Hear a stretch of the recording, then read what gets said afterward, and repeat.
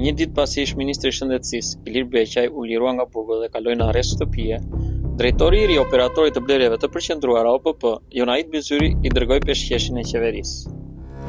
Dhurata është pjesë e një tenderi 2.3 miliard lekësh të përfituara nga Eduard Curaj, si kontratë për furnizimin e spitaleve me jod për skaner. Siç dihet tashmë, Curaj është portofoli ish ministrit dhe këtë e di mjaft mirë edhe SPAK. Tenderi që po raportojmë është organizuar nga operatori i blerjeve të përqendruara dhe është i ndarë në shumë lote, në dy prej të cilave ka pjesën kryesore kompania e lidhur me Beqaj. Mes blerjes së barnave dhe pajisjeve mjekësore për spitalet është prokuruar edhe jodi që përdoret për përforcim të kontrastit në pamjet e kompjuterizuara të trupit për të parë më qartë organet e dëptimet. Paraprakisht, duhet të theksojmë se ky produkt është porositur përmes 3 loteve. Është e paqartë pse bëhet kjo, kur bëhet fjalë për të njëjtën substancë, të njëjtën përbërje kimike që ndryshon vetëm nga përqendrimi dhe lloji i anës ku ruhet. Kështu, më datë 29 qershor 2026, është mbajtur tenderi me objekt loti 107 Lodin, fondi limit 126.396.000 lekë, pa përfshirë TVSH. Procedura është kryer me vetëm një pjesëmarrës, që është Bashkimi i Operatorëve i udhëhequr nga Delta Pharma LSHPK me administrator Eduard Curaj. Në 3 gusht 2026, ky operator është shpallur fitues për kontratën me kohë zgjatje 24 muaj. Tenderi është vlerësuar nga Open Data Albania me risk korrupsioni dhe shënuar me flamur të kuq. Por kjo nuk i bën përshtypje as Myzyrit as Curaj, të cilët disa minuta më vonë ka vazhduar punën me mbylljen e pazarit të vjetër. Ky është tenderi loti 105 Lodin. Pra sërish objekti është furnizim me jod për imazherin. Për këtë janë ndarë si fond limit 106 milion lekë, pa përfshirë TVSH. Përsëri parat i merr Bashkimi i Kompanive i udhëhequr nga Eduard Curaj, duke qenë pjesëmarrës i vetëm.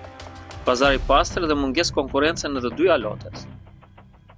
Byroja Kombëtare e Hetimit, pas kontrollit në kompaninë Delta Pharma L të Eduard Curajt, ka ushtruar kontrolle në banesat e aksionerëve dhe drejtuesve të operatorit farmaceutik. Kjo ka ndodhur në vitin 2023, por ish ministri Ilir Beqaj duket se ishte një hap para për të zhdukur provat e krimit. Në këtë kuadër, një fakt i rëndësishëm është se gruaja e Ilir Beqajt, Adriana Beqaj, ka qenë aksionere në një kompani që lidhet me Delta Pharma L. Kjo kompani është një shoqëri farmaceutike e themeluar në vitin 2006 nga Tahir Sadiku, Dorian Sadiku dhe Eduard Curaj. Por gjatë kalimit të kohës, Eduard Curaj mbeti aksioneri vetëm. Eduard Curaj, për shkak të lidhjeve familjare të biznesit njihet në Tiranë si nipi Vilma Anushi, një biznesmene që kontrollon koncesionin e check-upit. Mirë, po me një lëvizje të 27 shkurtit 2023, Eduard Curaj dhe bashkëshortja e tij Mariana Curaj i shesin kompaninë shoqërisë tregtare Delta Holding me administratore një shtetëse nga Polonia e quajtur Eva Maria Kokot. Nga verifikimet e kryera, del se Delta Holding ka bler shoqërinë Delta Pharma me një çmim prej 903 milion lekësh. Por në fakt i gjithë ky operacion tregtar dyshohet se është fiktiv, pasi Delta Holding është një kompani e themeluar në janar 2023 nga dy ortakët e Delta Pharma, Eduard Curaj dhe Dorian Sadiku. Sadiku dhe Curaj brenda 42 ditëve kanë bërë këtë operacion tregtar, duke vendosur si administratore shtetëse polake, ndërsa nga ana tjetër kanë qëndruar pronar respektiv me secili 50% të aksioneve të Delta Pharma. Ka dyshime të forta se kjo kompani ka lidhje të ngushta me ish ministrin Beqaj, duke bashkëpunuar ngushtë gjatë periudhës ku Beqaj ka shërbyer si ministri i shëndetësisë. Gjatë periudhës së vitit 2012-2013, Delta Pharma L ka marrë 10 transaksione pagesash nga buxheti i shtetit për shitjen e barnave, me një vlerë totale prej 186 milion lekësh. Ndërsa pas ardhjes si ministri i shëndetësisë, në vitin 2013 në vijim kjo shoqëri ka arritur arkëtimet nga buxheti i ministrisë. Në 2014, Delta Pharma ka marrë 147 transaksione nga shitja e ilaçeve në spitale të ndryshme, me një vlerë të përgjithshme prej 313 milion lekësh të reja. Ndërsa nga periudha 2015 deri në vitin 2018, kjo kompani ka fituar 75 transaksione nga shitja e barnave, me një vlerë totale prej 117 milion lekësh të reja. Mësohet se në tenderin e organizuar nga Ministria e Shëndetësisë në vitin 2014, në periudhën mars-prill, pasi u publikuan tendrat, pak ditë më vonë ka dalë një njoftim për modifikim të specifikimeve kualifikuese. Burimet konfirmojnë se në mënyrë të përzgjedhur për disa lote është hequr kërkesa për autorizim prodhuesi, ndërsa u la për gjitha lotet e tjera. Specifikimi është hequr për të gjitha kompanitë multinacionale si Roche, Pfizer, Sanofi Aventis, Bayer, Janssen Cilag, Abvie, përveç Novartis. Delta Pharma është distributor i kompanisë prodhuese të kësaj kompanie, Novartis. Të gjitha kompanitë e kundërshtuan këtë, pasi bindën kundërshtim me ligjin e barnave, ku thuhet se Ministri i Shëndetësisë jep leje importi për barna të paregjistruara. Ndërkohë, lidhja e Delta Pharma L të Eduard Curaj me Adriana Beqaj, gruan e ish-ministrit, bëhet përmes kompanisë Albanian Food and Hospitality Lab, Të kjo kompani e themeluar në 23 janar 2019, gruaja e Beqaj zotëronte 50% të aksioneve. Por pas një muaj nga themelimi i firmës, më 26 shkurt, ajo i ka dhuruar aksionerit tjetër Arti Malaj 35% të aksioneve. Sigurisht që ajo nuk kishte interes tek aksionet, sepse kompania përdorej vetëm për pulesë të lëvizjeve të parave. Në këtë grafik tregohet se kompania regjistronte vetëm humbje të mëdha në bilancin e deklaruar zyrtar. Qysh në vitin e parë të krijimit, kompania ka humbur afro 100 milion lekë. Por ku shkonin këto lekë? Hetimet nga prokuroria e posaçme për dosjen e koncesionit të sterilizimit të materialeve mjekësore kirurgjikale ka nisur më 13 janar 2020, duke bërë një nga çështjet e para të regjistruara pas krijimit të SPAK. Si bazë për nisjen e hetimeve ka shërbyer një kallëzim i nismë studie në dhjetor 2019, ndërsa SPAK kërkoi nga prokuroria e Tiranës dosjen që ishte hetuar dhe pushuar për këtë çështje në vitin 2016.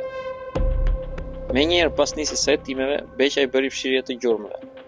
Shitja e aksioneve të mbetura prej 15% të bashkëshortet së Beqaj në këtë kompani u bë në 26 shkurt 2020, duke hequr përfundimisht dorë nga kjo pasuri. Pra vetëm 2 javë pas nisjes së hetimeve u realizua shitja e aksioneve.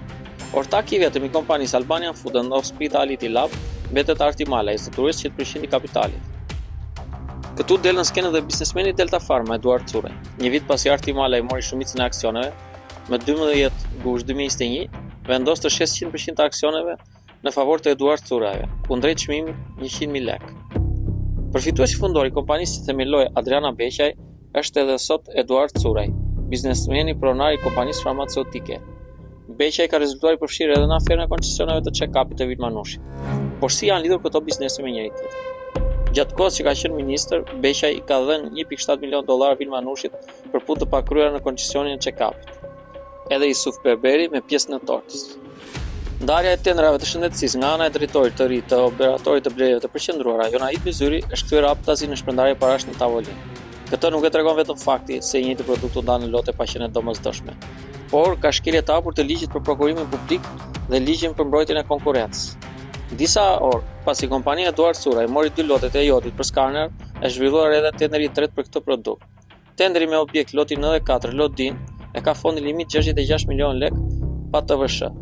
Edhe ky tender ka shpallur fituesin me 3 gusht 2026, po ashtu është vlerësuar me flamur korrupsioni, sipas Opel Data Albania. Fituesi është pjesëmarrësi i vetëm, bashkimi i kompanive udhëhequr nga Fu Pharma me pronar Yusuf Berberi. Në këtë bashkim kompanish bën pjesë të njëjtat kompani që ishin në 2 lotet e tjera të tenderit të jodit, përveç Delta Pharma të Eduard Curit. Pra, bashkë me Fu Pharma janë Etna Pharma SHPK dhe Teramet SHPK. Kjo tregon një marrëveshje dhe ndarje të roleve mes kompanive, të paktën në këto 3 lote të jodit që raportuam. Autoriteti i konkurrencës, nëse do të ishte vërtet i pavarur dhe institucion kushtetues, duhet të ndryhej në tregun e tipit kartel të banave, duke përmbushur edhe detyrën që i ka caktuar ligji.